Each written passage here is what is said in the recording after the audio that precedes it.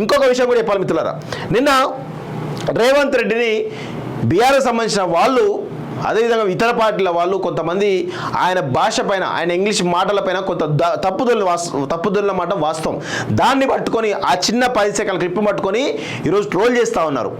ఈరోజు ఒక విషయం చెప్పదలుచుకున్నాను మిత్రులారా, ఈరోజు ఈయన ఒక రాజభోగాలతోటి ఈరోజు వీళ్ళ అయ్యా ఎమ్మెల్యే కాదు, వీళ్ళ అయ్యా ఏదో కోట్లాధికారి కాదు, వీళ్ళ అయ్యా ఇంగ్లీష్ మీడియంలో చదివలేదు వాస్తవంగా. ఈరోజు ఆయన చదివినవన్నీ కూడా నార్మల్ స్కూల్స్లో చదివచ్చు వాస్తవంగా. కానీ రాజకీయంగా మాత్రం ఈయనను ఢీకొట్టడం ఈరోజు కేటీఆర్ వల్ల సాధ్యం కాదు. ఈరోజు కేటీఆర్ ఏంటి, ఒక అయ్య చాటు కొడుకుగా ఈరోజు అయ్య ఎమ్మెల్యేగా మంత్రిగా ఉన్నప్పుడు ఈయన కాన్వెంట్ స్కూళ్ళలో చదివి ఈరోజు అమెరికాకు పోయి అక్కడ లాంగ్వేజ్ నేర్చుకొని రావడం జరిగింది. దాంతో ఆయన కొంత లాంగ్వేజ్ స్కిల్స్ ఉండడం జరిగింది.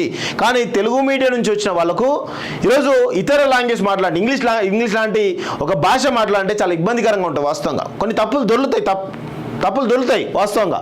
కానీ ఈరోజు దాన్ని పట్టుకొని ఈరోజు కేటీఆర్ అండ్ బ్యాచ్ పెద్ద ఎత్తున ట్విట్టర్లో ట్రోల్ చేస్తూ ఉన్నారు. నేను వాళ్ళకి ఒకటే సమాధానం చెప్తా ఉన్నాను. ఈరోజు ఈయన వచ్చిన నేపథ్యం ఏంది, ఒక జెడ్పీటీసీ నుంచి ఇండిపెండెంట్ జెడ్పీటీసీ, ఇండిపెండెంట్ ఎమ్మెల్సీ, ఒక పార్టీగా ఒక తెలుగుదేశం నుంచి ఎమ్మెల్యేగా 2 సార్లు, కాంగ్రెస్ పార్టీ నుంచి ఎంపీగా, ఆ తర్వాత పీసీసీ అధ్యక్షుడిగా, ఈరోజు రాష్ట్ర ముఖ్యమంత్రిగా ఈయన యొక్క కెరీర్ గ్రాఫ్ అవుతుందో నిజంగా కూడా అద్భుతం, అజరామరం వాస్తవం చెప్పాలంటే. కానీ ఈరోజు ఒక పారాచూట్ వ్యక్తిగా వచ్చినటువంటి, ఈరోజు ఒక డూప్లికేట్ వ్యక్తి ఎవరైతే ఉన్నారో కేటీఆర్ డైరెక్ట్గా అమెరికా నుంచి వచ్చి ఎమ్మెల్యే అయ్యి, అది కూడా ఎవరిని అక్కడ మహేందర్ రెడ్డి అనేటువంటి ఎవరైతే ఉన్నారో టీఆర్ఎస్ ఉద్యమకారు, అప్పట్లో టీఆర్ఎస్ ఉద్యమకారు ఎవరైతే ఉన్నారో ఆయన జీవితాన్ని నాశనం చేసి ఈరోజు కేటీఆర్ అనే వ్యక్తి ఈరోజు సిరిసిల్ల ఎమ్మెల్యేగా అవడం జరిగింది.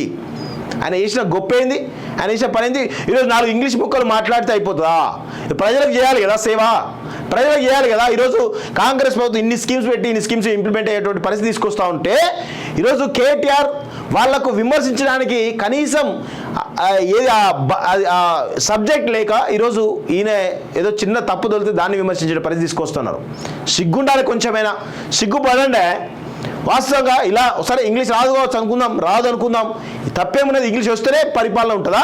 పరిపాలన చేయొచ్చా? ఇంగ్లీష్ రాకపోతే పరిపాలన చేయరాదా?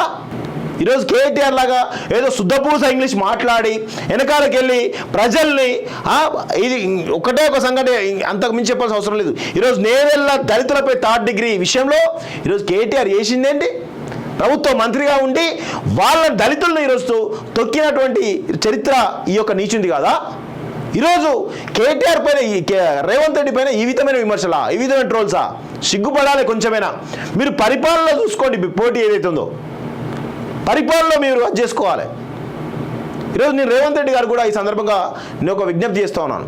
ఈరోజు మీరు వరల్డ్ ఎకనామిక్ ఫోరం పోయి మొత్తం క్రెడిట్ మీరే కొట్టుకోవాలి. కేటీఆర్ అంటే సన్నాసి కాబట్టి ఆయనకు ఒక పిఆర్ ఉంటుంది, కార్పొరేట్ పిఆర్ మెయింటైన్ చేసి ఆయన ఏదో డ్రెస్సులు గిస్సులు మొత్తం అవన్నీ ఫోటోలు తీసుకొని కార్పొరేట్ పిఆర్ మెయింటైన్ చేస్తారు. ఆ పిఆర్ మనకెందుకంటే, మనం ప్రజల కోసం సేవ చేసే వాళ్ళం, మనకెందుకు ఆ పిఆర్? ప్రజల గురించి సరిపోతుంది అంతే తప్ప ఈ కార్పొరేట్ పిఆర్ లాంటి వీళ్ళు ఈ సన్నాసులతో చేసినట్టు మనం చేయాలంటే కుదరదు కదా.